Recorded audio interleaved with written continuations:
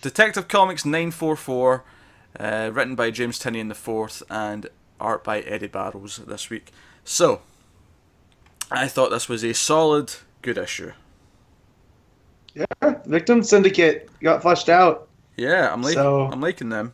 Do you know what I really like? Actually, I love that the leader's called the First Victim. I really like that name. It does work on just so many levels, doesn't it? Yeah, I really, really like it. So yeah, we pick up where we left off last time. The Victim Syndicate show up at this gala and start causing chaos, and we get to see how all their powers work with the various teammates. Also, Batwing does an Iron Man-esque jump out of a window to put on his suit. yeah, let's just say that he is DC's Tony Stark. Like they're not even hiding it anymore. No. Like, and that's fine. Because later in the issue when they're in the Belfry, he even has like a Tony Stark moment there. You know, where his ego gets the better of him, and they just kind of stare at him. So People have been drawing the parallels for a while, but while he had his own series, they were kind of pretending it wasn't. yeah, But yeah, yeah. I just only go read with like it. an issue of his Batwing, so I never got that far. But yeah, here they're definitely Tinian's just kind of owning it because even like Pete just said, the Stark-esque from Avengers where he jumps out the window and the Yeah. suit comes to him. Yeah. You know. Yeah, it was that exact moment. But no, I think the Victim Syndicate are super creepy, and I'm liking. In fact, the first victim himself. There's a great moment just a couple of pages in, where he you can just see him smiling behind the mask. Yeah, the bottom Yep. panel. Yeah, Yeah, it's fantastic. really, really creepy. Really good art. Well, and the first victim also looks like at first I thought it was supposed to be like blood, but it looks more and more like wax. So I'm wondering if that's a key to their identity, you know, Yeah. because and to see the mask go like with that smile like that way, that was pretty cool. So Yeah. How about Batwoman and Renee back to back fighting people? yeah, It's good stuff. Yeah, it's pretty it cool. was good. Renee dual wielding pistols and yeah. I think the first half of the books are really just a big fun sort of a siege action sort of set piece, and Yeah, and you get lost once the fog hits in when Batman drops. Like he did drop the smoke bomb stuff, right? Or was that the Victim Syndicate? no, that was Batman and his team. Yeah. Okay. So when he dropped it and it gets disorienting, but that's like when I was reading, I was like, oh man, I don't know what's going on, but I think that's the point. Yeah. That I love it when he get jumps lost in the in action. through the orangey reddy smoke. Mhm. It just looks fantastic.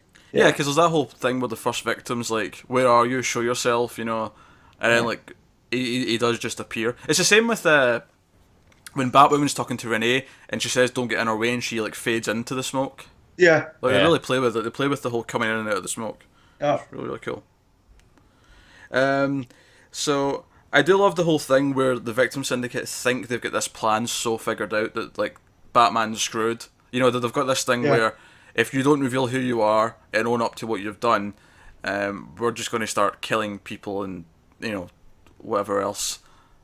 And they've got all these things figured out. You can't hit me because I've got this this force field thingamajig Yeah. and all that. Because you keep, which that shows First Victim doesn't understand Batman because like Yeah. Batman never strikes me as a person that punches first. Like he weighs out every outcome before he throws the punch. Yeah, that So- was the thing, because the first victim says, "Oh, you're not used to facing a problem you can't punch." It's like, have you met Batman? Like, Yeah. have you seen anything he's ever done? Which I like because because the whole thing is that these people who we find out are victims that were caught in the crossfire whenever Yeah. there was a villain that Batman had to deal with. The idea that they fundamentally misunderstand the whole situation is actually just kind of part of their character. So it makes sense that Yep. they completely misunderstand who Batman is and how he Oh, handles things. absolutely.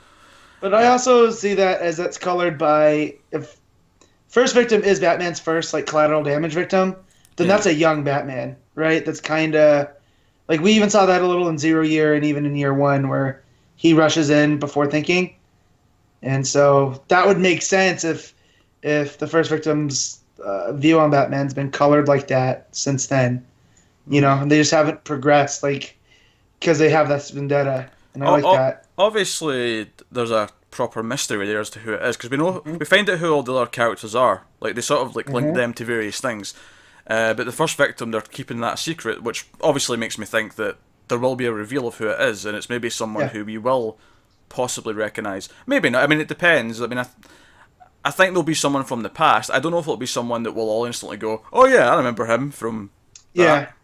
It's possible even they'll just withhold it and just have it like just so we're on the same page as Batman, so that when he finds out and it's a shock to him, we'll get that feeling, even if it isn't someone we know.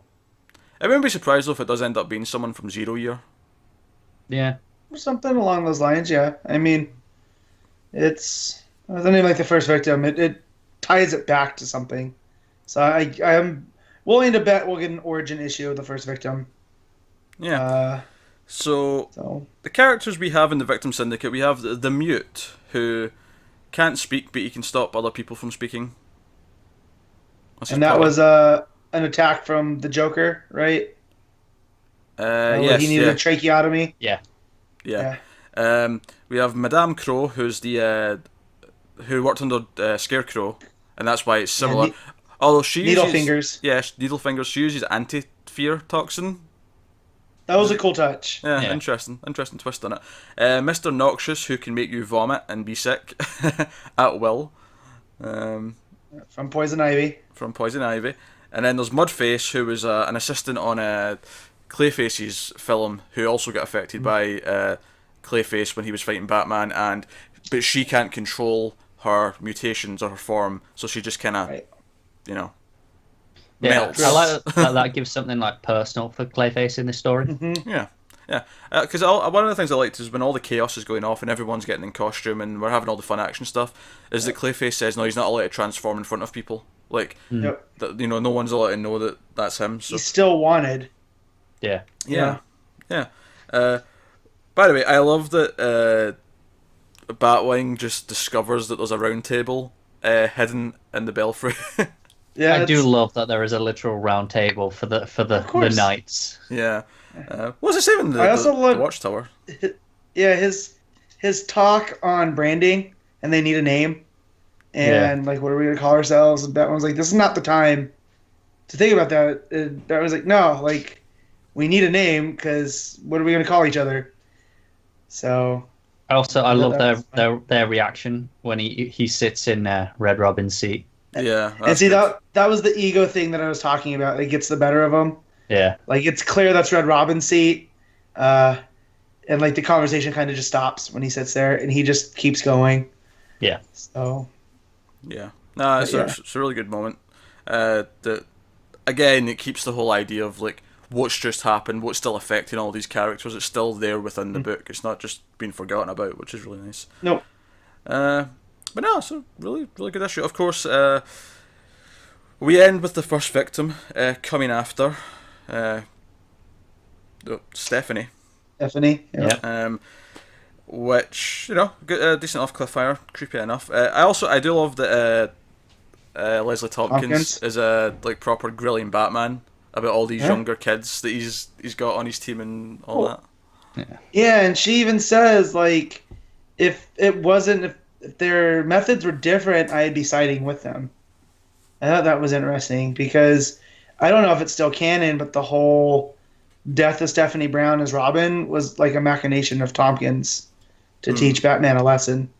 Which, in hindsight, is kind of dumb, but I get the message of it. Yeah, I get the message, but the execution was terrible. So I'm wondering if that's Tynion playing with that a little bit. Yeah, sort of getting it in here at a different time in this rebirth sort of era. Yeah. There's something I really like about this last page, where how in this run there's been these moments where the colours or the art kind of mutes, and just to focus in on the big moments. On this final page, Stephanie's clear in focus like normal, but the first victim is kind of that muted, shadier colours there that we get for those bigger moments. I really like that. Yeah. The book looks really good. So anything else before we move on? I think we touched on it all. So I got a good chuckle when the mute tried to do this thing on Orphan. Oh yeah, and Batwoman's or was it Steph? Whatever one of them says, she hasn't. They kick him out the way. It's sorry, but she doesn't talk much as it is, so we can't let you can't let you mute her. Yeah. Nah, good fun stuff. That's something the book's been really good at, is the banter between the characters. It feels really fun having them all interact, which means that even if the plot wasn't as good, and right now it's actually pretty good, but if it wasn't as good, it would still be fun to just have them bouncing off each other. Definitely. Yeah.